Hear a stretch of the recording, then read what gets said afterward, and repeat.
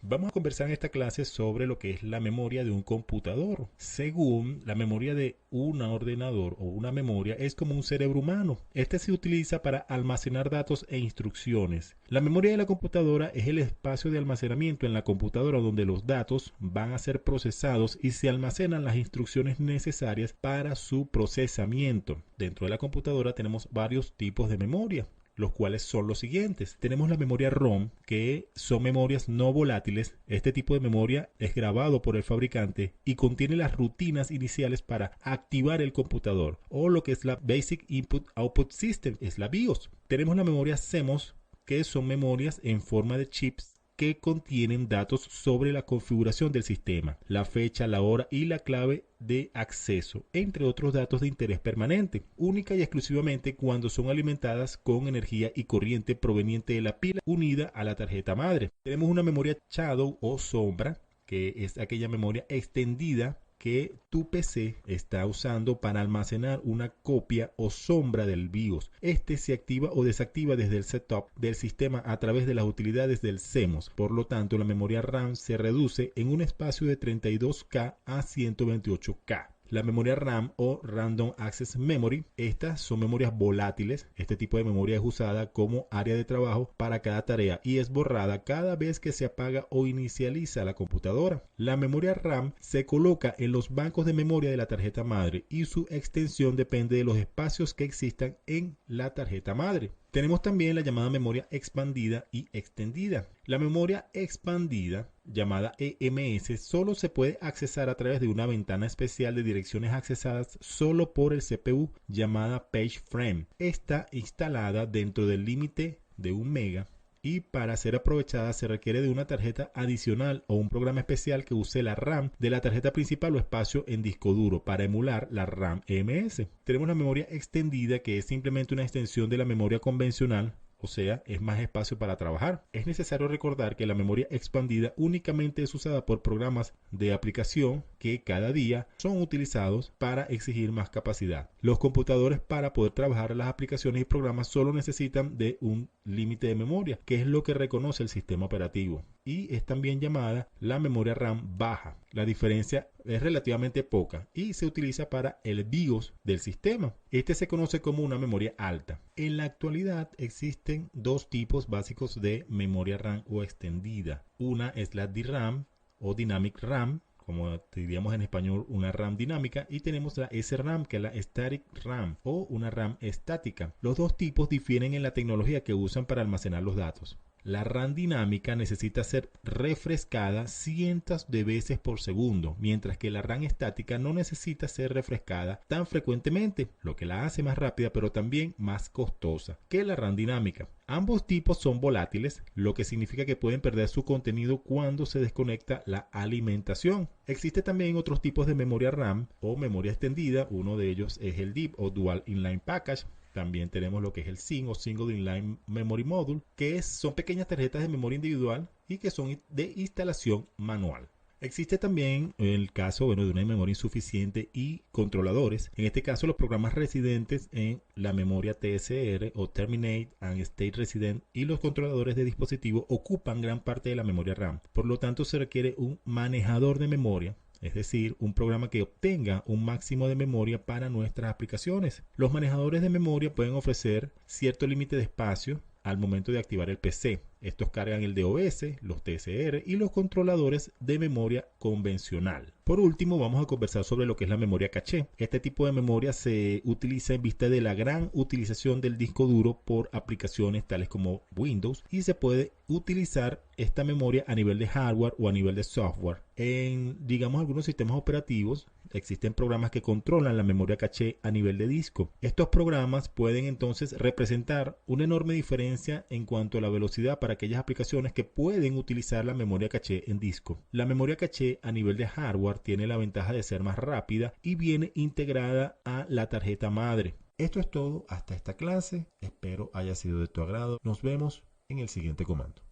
El teclado es el medio por el cual generalmente se emiten los comandos necesarios para programar u operar los computadores. Los primeros teclados fueron los tipos no enhanced. Estos tenían solo 10 teclas funcionales propias de los microcomputadores IBM PC y los teclados enhanced de 12 teclas. Existen por otra parte teclados en idioma español que tienen 101 y 102 teclas en general, incluyendo la tecla ñ. Por lo general, los teclados se pueden configurar a nivel de software para operar tanto en inglés como en español. En la actualidad existe un gran número de marcas y modelos de teclado, tanto en inglés como en español. Las partes básicas de un teclado. Dentro de las partes básicas de un teclado tenemos el interface entre el teclado y el CPU, tenemos una matriz de pulsadores de contacto, así como soportes y teclas. Tenemos una unidad principal de control, una memoria temporal de teclado y un controlador del teclado. Dentro de la estructura general de un teclado se encuentran las teclas funcionales F1 al F12 que ejecutan una función específica dependiendo de la tarea realizada o programa de aplicación que se esté ejecutando en ese momento. Tenemos las teclas alfanuméricas parecidas a una máquina de escribir para facilitar la localización de las letras, formado por letras minúsculas y mayúsculas, caracteres especiales, los números de tabulación, las teclas de retroceso, etc. Tenemos también las teclas numéricas que permiten la entrada de cifras, las teclas direccionales que permiten desplazar el cursor a todo lo ancho y largo de la pantalla, dependiendo de las direcciones de la tecla.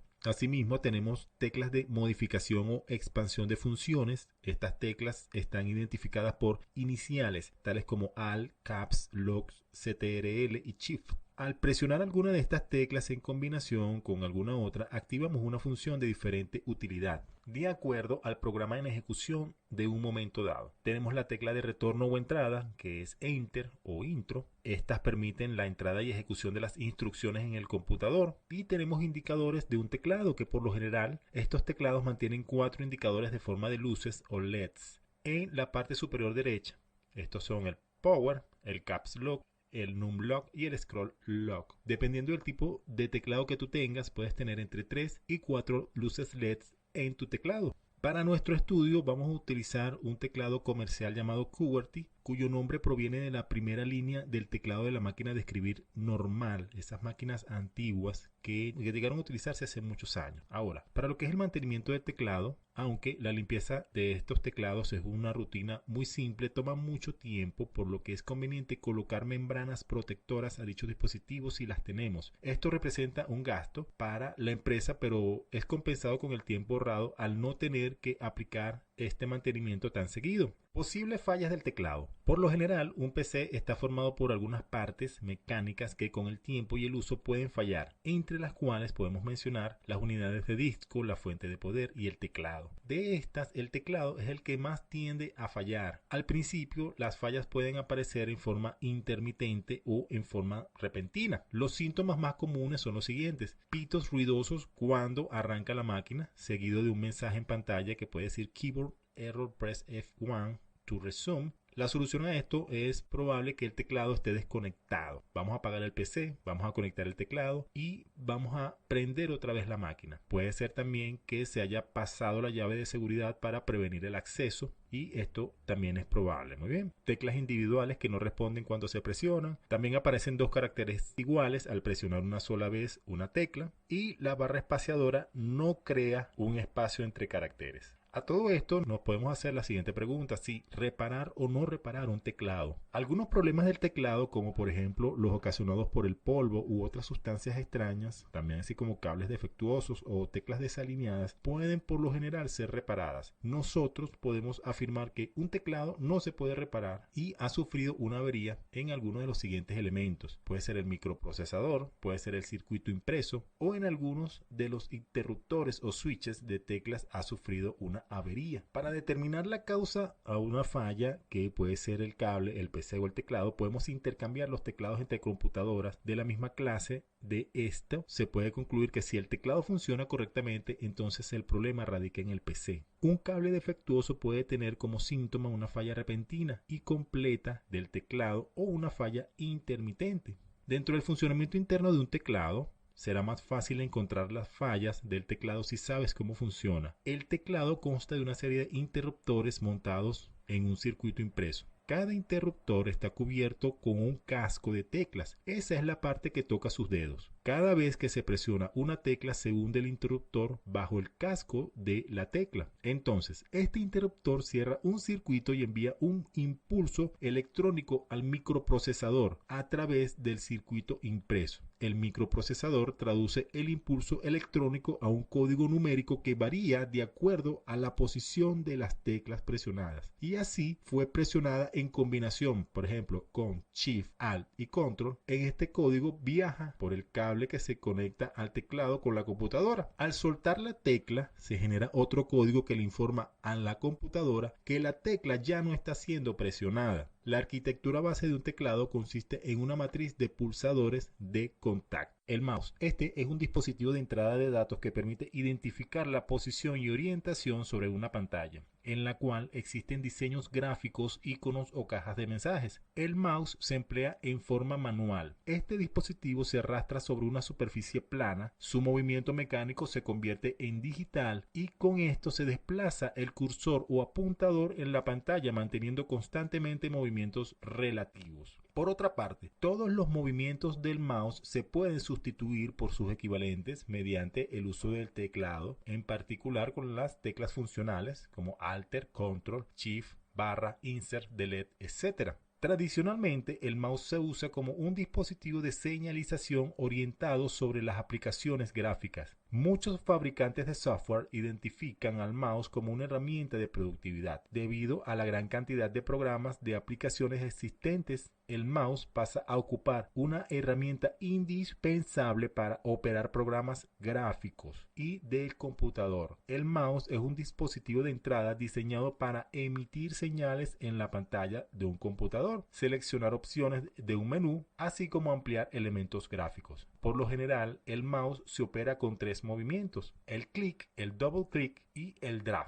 Dentro de los elementos del mouse y sus funciones, tenemos que el mouse está formado por un casco de plástico, tenemos botones o 2 o 3 para fines de operación, para simular el enter, el regreso o el escape, y tenemos en la parte inferior puede ser o una bola sólida, que esto ya son muy pocos los mouse que lo utilizan, esto se utilizaba hace mucho tiempo, y tenemos otros que tienen un láser donde el movimiento de locomoción se mide por la rotación que produce este láser sobre las placas circulares. Esta rotación se codifica mediante sensores electromecánicos internos ópticos. Dentro de los tipos de mouse tenemos los mouse de bola o, como te indiqué hace unos instantes, los mouse analógicos, tenemos el ratón óptico o láser, tenemos el ratón ergonómico, ratón inalámbrico, tenemos el ratón trackball o de bola táctil y tenemos el ratón portátil o touch. Esto es todo hasta esta clase, espero haya sido de tu agrado. Nos vemos en el siguiente comando.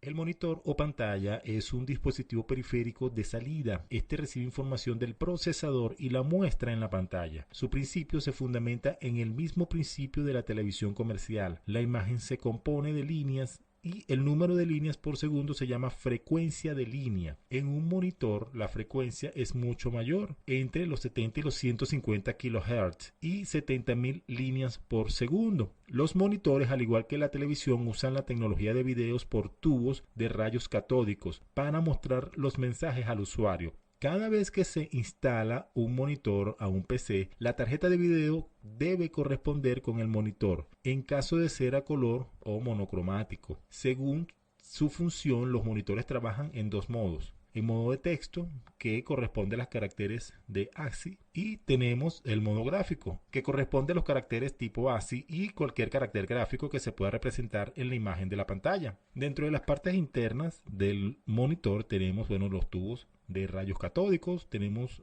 un yugo de reflexión, así como filtros de pantallas. Tenemos reguladores de brillo y contraste, tenemos reguladores de sincronismo vertical y horizontal, así como circuitos de reflexión horizontal y vertical. Dentro de las características del monitor, estos se usan para mostrar la información que se desea introducir por el teclado mediante el cursor o para mostrar la respuesta que emite la computadora frente a un requerimiento. El tamaño de un monitor puede variar dependiendo del trabajo que nosotros vayamos a realizar. Un criterio para clasificar los monitores o pantallas puede ser la capacidad de desplegar colores o no. De aquí si son monitores monocromáticos o monitores a color. Si nuestro criterio de uso del monitor amerita importancia para los gráficos, se deberá tomar en cuenta los números de puntos para la resolución gráfica. Al aumentar el número de puntos en la pantalla, la calidad gráfica aumenta. Por lo tanto, se puede definir la resolución de un monitor como el número de puntos o píxeles que pueden ser representados en la pantalla y dependerá de la distancia existente entre cada punto. La salida de presentación visual puede estar en formato escrito o gráfico, donde el formato está definido por su diagonal y expresado usualmente en pulgadas. Un carácter se representa en una pantalla por varios puntos o píxeles. Un píxel es el bloque de información más pequeño de una imagen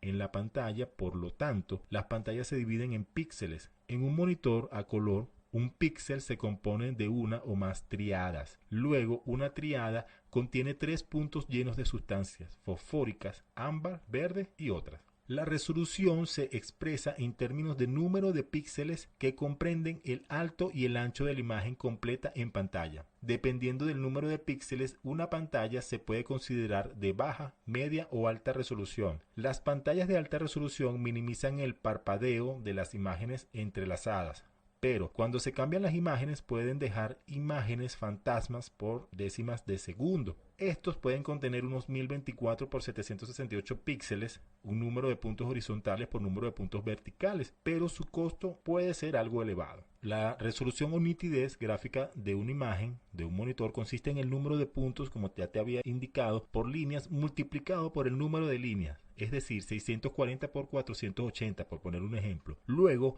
en un computador, la imagen se almacena en la memoria de la tarjeta de video en forma de píxel. Así, la memoria se mide en bits o estados 0 y 1, lo cual se representa en la pantalla como puntos oscuros y claros o puntos de un color determinado. Para el mantenimiento preventivo de un monitor debemos tener en cuenta lo que es la limpieza externa del polvo de la caja del monitor, la limpieza de la pantalla, así como la limpieza de los controles de brillo y contraste, los ajustes de la imagen mediante los controles de horizontal y vertical. También debemos tomar en cuenta la limpieza y lubricación interna, que incluye aspirar el polvo y aplicar un limpiador de contactos a las tarjetas y a los controles. Se lubrican los siguientes controles, lo que es el foco, la limpieza del tubo de rayos catódicos con un paño seco donde se localiza el yugo y el flyback. También debemos verificar el sistema eléctrico del área, que esté funcionando y esté óptimo.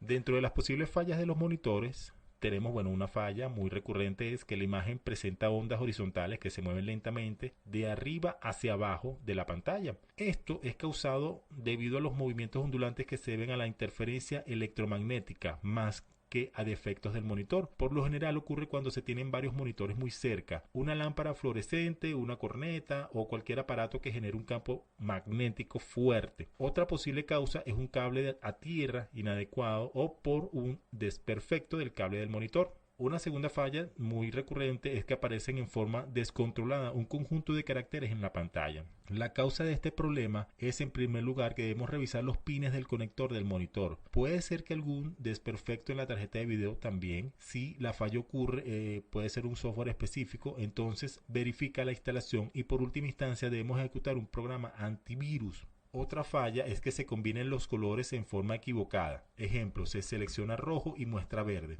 La causa de esta falla puede ser los pines de conexión del monitor al computador o existe una instalación incorrecta del monitor en la aplicación. En último caso, debemos probar el monitor en otra computadora. Por último, existe un zumbido cuando se enciende el monitor o no hay una estabilidad de la imagen en pantalla. Cuando esto ocurre es porque existe una fuga del voltaje en el flyback. El regulador de voltaje. Este es un elemento de suma importancia para iniciar el funcionamiento de un computador. Es el regulador de voltaje el cual te protegerá de picos de corriente que pueden surgir en la fuente de alimentación eléctrica. Este es un sistema integrado de estabilización y protección para asegurar el funcionamiento óptimo de los equipos de computación. Por lo general, la energía eléctrica sufre de muchos cambios repentinos. La función de un regulador de voltaje es la de estabilizar estos cambios que ocurren bruscamente y mantener al computador u otro equipo ampliamente sensibles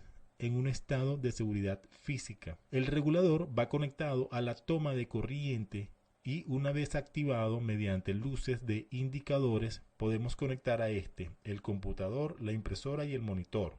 Debemos tener en cuenta que un regulador tiene una capacidad limitada para recibir ciertas cargas. Por lo general pueden regular 500 vatios, 1000 vatios, etc. Un microcomputador en promedio puede consumir 100 vatios. Una impresora unos 220 vatios y luego en su total son unos 320 vatios. Como es menor a 500 vatios del regulador, un regulador de 500 vatios satisface perfectamente esta aplicación. Por lo general, el valor de cada carga de los equipos viene expresado una calcomanía adherida al equipo en unidades de vatios, kilovatios y amperios. Un regulador de voltaje contiene una salida adicional llamada tierra y es por aquí donde se canaliza la falta o exceso de corriente. En caso de una interrupción eléctrica, mantiene la carga de energía por unos 10 segundos. Esto es todo hasta esta clase. Espero haya sido de tu agrado. Nos vemos en el siguiente comando. Las impresoras. Estos son dispositivos periféricos de salida conectadas al computador mediante una tarjeta multifunción. En la actualidad son utilizados a través de USB, así como también por tarjetas de red. Estos pueden conectar a las computadoras mediante algunos puertos o puertos paralelos diferentes. Según el tipo del modelo de las impresoras, estas pueden ser de inyección de tinta o láser, así como impresoras de impacto. Estas últimas son muy utilizadas en el caso de comercios para emitir facturas, por ejemplo, en el caso mío de mi país. Tenemos también las muy utilizadas impresoras de inyección de tinta. Estas impresoras de inyección o sublimación a tinta son aquellas que utilizan la tinta directamente desde el estado sólido al gaseoso sin pasar por la fase líquida. Los elementos que intervienen en el proceso de inyección son los siguientes. Tenemos una tinta, puede ser sólida o líquido, tenemos un cabezal térmico y tenemos un papel especial sintético para recoger la tinta evaporada. Los elementos a considerar en una impresora de inyección a tinta son, tener un área imprimible, tienen una memoria, tener la capacidad de bandeja, es decir, el número de hojas. Debemos tener en cuenta, si soporta algún tipo de lenguaje, PostScript, Windows o algún otro tipo de lenguaje que pueda utilizar algún sistema operativo.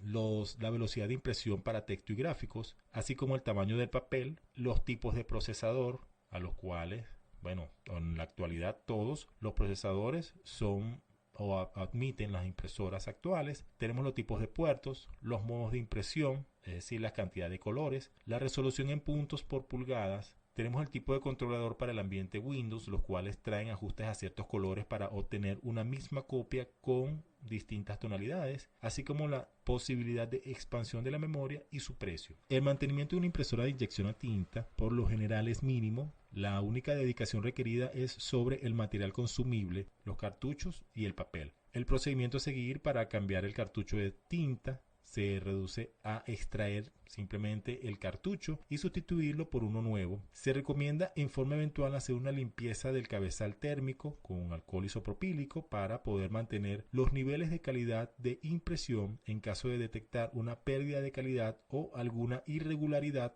en sus tonalidades. Así también la limpieza de los rodillos de entrada de papel cada 500 páginas con la finalidad de evitar la aparición de atascos de papel. Vamos a hablar también un poco sobre las impresoras láser. Estas son impresoras sin ruedo y de alta resolución. La velocidad de impresión se mide en páginas y contiene un procesador que regula un rayo láser, el cual choca con un tambor de un dispositivo electrónico de fotocomposición. El tambor utiliza tóner en el área del choque e impregna el papel donde se fija y de aquí se forman los caracteres deseados. Las impresoras láser pueden ser más susceptibles a fallas mecánicas que otros periféricos. No hay duda que las condiciones del ambiente las afectan notablemente, tal como el polvo, el humo y pedacitos de papel. Inclusive pelos sueltos de animales domésticos se pueden introducir en la impresora y ocasionar problemas que van desde papel atascado hasta una menor calidad de impresión. La mayoría de los fabricantes recomienda que un experto les haga mantenimiento a estas impresoras láser después de que se haya impreso entre 50.000 y 100.000 páginas. Estas impresoras son muy utilizadas por lo general en grandes oficinas. Esto es todo hasta esta clase. Espero haya sido de tu agrado. Nos vemos